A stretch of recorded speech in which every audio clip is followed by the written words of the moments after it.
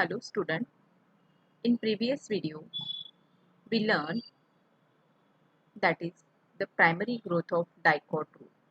In today's lecture we discuss on the topic of primary growth of monocot root. Here only the primary growth are present into the monocotyledonous root. The secondary growths are formed into the dicotyledonous root also. But in monocot there is no secondary growth formation is present. So in monocot root, this monocotyledonous root, these are differentiated into the upper layer, that is the rhizodermis or epidermal layer, next layer that is the cortical layer, then the endodermis, next position that is the stele region, and the lastmost that is the pith region. So what exactly the rhizodermis and epidermal region? This epidermal, or it is called as the epiblema region, it is the outermost layer of the root. It's commonly known as the rhizodermis, epiblema or piliferous layer. It is uniseriate layer. This epiblema layer, it is a uniseriate layer.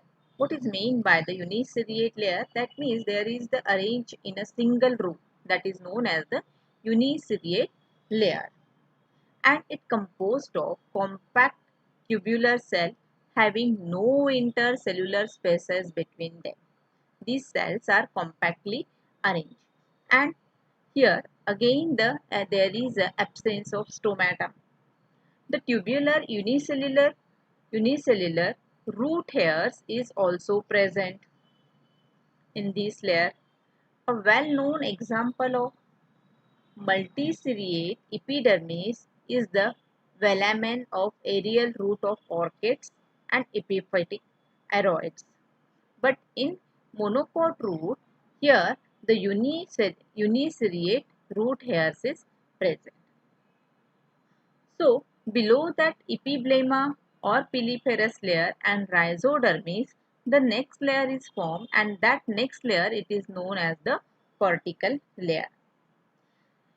Just immediately beneath the epidermis, a massive cortex lies, consists of the thin walled parenchyma cell having a sufficient developed intercellular spaces among them, usually in an old root of zymate, a few layer of cortex immediately beneath the epidermis, and it undergoes suberization and give rise to the simple or multi-layer zone that is known as the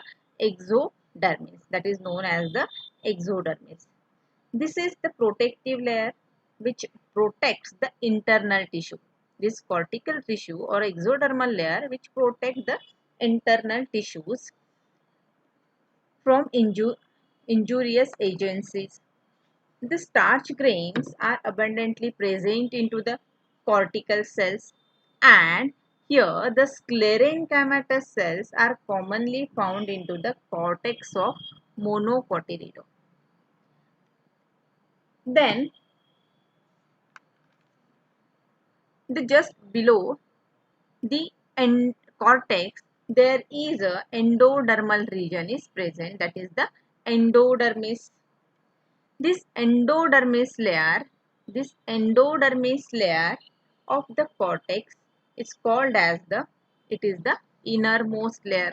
It is called as the innermost layer. It is composed of barrel shaped cell. It is barrel shaped cell and compact cell having no intercellular spaces between them. The endodermal cell possesses a Casparian strips on their anticlinal wall, isn't it? So, next is that the thin wall passage cells are also formed opposite to the protoxylem pole, just opposite to the protoxylem pole. The passage cells are meant for diffusion and also called as the transfusion cells. Then Below the endodermis, there is a presence of stellar region, and in stellar region, they are of two types: pericyclic layer and the vascular tissue. Just below, usually this pericycle is uniseriate. This is the pericyclic layer, and this is the uniseriate, composed of thin wall parenchymatous cell. In the monocotyledonous, the pericycle often undergoes sclarification in old root and partially or entirely. In many monocotyledons, for example, Gramineae, Agave, Dracaena, the pericycle consists of the several layers. The pericycle may be interrupted by the differentiation of xylem or phloem element next to the endodermis. Here, the pericycle give rise the lateral root only. Basically, it means that the pericycle which present just below the endodermal region. So, then next is that the vascular tissue. The vascular tissue consists of alternate bands of xylem and phloem. The phloem occur in the form of stands near the periphery of the vascular cylinder. Beneath the pericycle, the xylem form discrete strand alternating with phloem strand, and the center is occupied by the large pith, which may be parenchymatous or sometime which may be sclerenchymatous. The bundles are the vascular bundles. These are the vascular bundles, and the alternate patch of the xylem and phloem is present. This blue patch, that is the phloem patch, and this red color patches, that is known as the xylem patch. Here, the protoxylem towards the periphery and metaxylem towards the center. So these numerous bundles and referred as it is the polyarch type of bundle. It means the many bundles of vascular bundles are present, that is known as the polyarch type of bundle.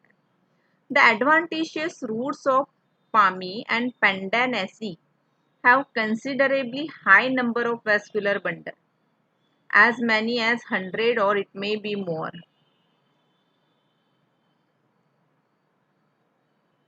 In some roots, a single vessel occupies the center and separated by a non-tertiary element from the peripheral strand. In other, variable number of large metaxylem vessels are arranged in a center. Then the phloem strand consists of sieve tubes, companion cell, phloem parenchyma. The phloem strands is are a, these phloem strands are exarch, having protoxylem towards the periphery and metaxylem towards the center. These parenchyma and sclerenchymatous patches are the conjunctive tissues are found between the xylem and phloem. This is the conjunctive elements which are binded by the xylem and phloem.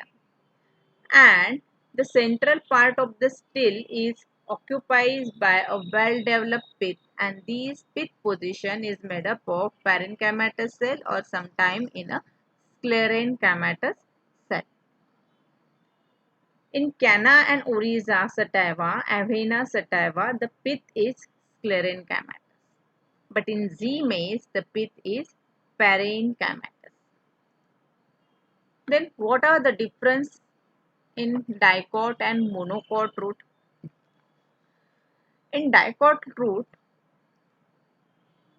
it give rise give rise the cork cambium.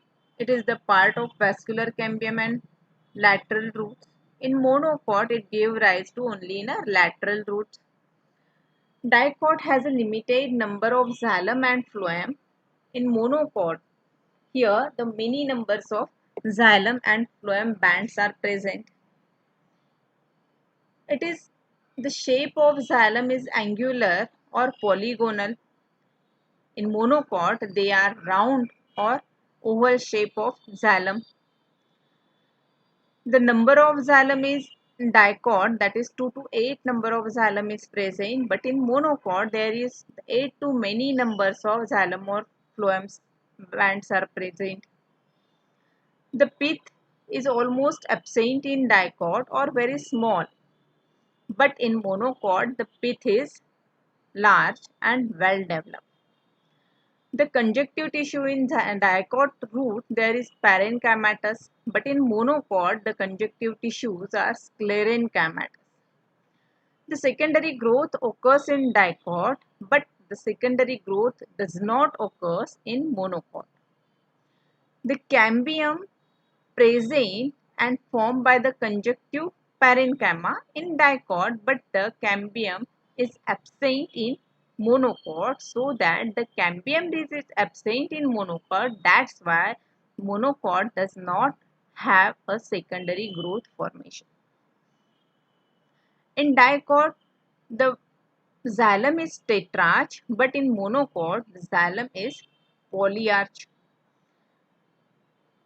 Cortex is comparatively narrow in dicot, and in monocot the cortex is wide. The root is covered by cork holder, or the root is covered by the exodermis in monocot. The example of dicot is that peas, beans, peanuts, etc., and monocot, that is the maize, banana, and palm, etc. This is all about the monocotyledonous root and the differentiation between the dicot and monocot root.